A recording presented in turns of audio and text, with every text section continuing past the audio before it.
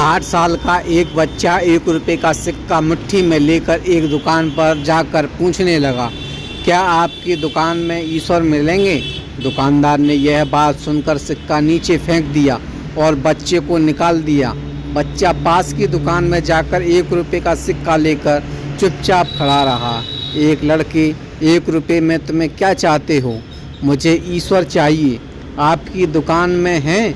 दूसरे दुकानदार ने भी भगा दिया, लेकिन उस अबोध बालक ने हार नहीं मानी। एक दुकान से दूसरी दुकान, दूसरी से तीसरी, ऐसा करते करते कुल 40 दुकानों के चक्कर काटने के बाद एक बूढ़े दुकानदार के पास पहुंचा। उस बूढ़े दुकानदार ने पूछा, तुम ईश्वर को क्यों खरीदना चाहते हो? क्या करोगे ईश्वर लेकर? पहली बार एक दुकानदार के मुंह से ये प्रश्न सुनकर बच्चे के चेहरे पर आशा की किरणें लहराईं। लगता है इसी दुकान पर ही ईश्वर मिलेंगे। बच्चे ने बड़े उत्साह से उत्तर दिया, इस दुनिया में माँ के अलावा मेरा कोई नहीं है। मेरी माँ दिन भर काम करके मेरे लिए खाना लाती है। मेरी माँ अब अस्पताल में है। अगर मेरी माँ मर गई तो मुझे कौन खिलाएगा? डॉक्टर ने कहा है कि अब तुम सिर्फ ईश्वर ही तुम्हारी माँ को बचा सकते हैं। क्या आपकी दुकान में ईश्वर मिलेंगे? हाँ मिलेंगे। कितने पैसे हैं तुम्हारे पास? सिर्फ 1 रुपये। कोई दिक्कत नहीं, 1 रुपये में ही ईश्वर मिल सकते हैं। दुकानदार बच्चे के हाथ से 1 रुपये लेकर उसने पाया कि 1 रुपये में एक गिलास पानी के अलावा बेचने के लिए और कुछ भी नहीं है।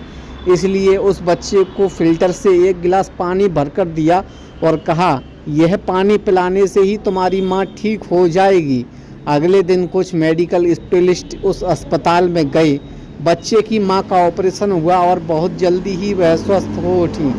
डिस्चार्ज के कागज पर अस्पताल का बिल देखकर उस महिला के होश उड़ गए। डॉक्टर ने उन्हें आश्वासन देकर कहा, टेंशन की कोई बात नहीं है, एक वृद्ध सज्जन ने आपके सारे बिल चुका दिए हैं, साथ में एक चिट्ठी भी दी है। महिला चिट्ठी खोलकर पढ़ने लगी।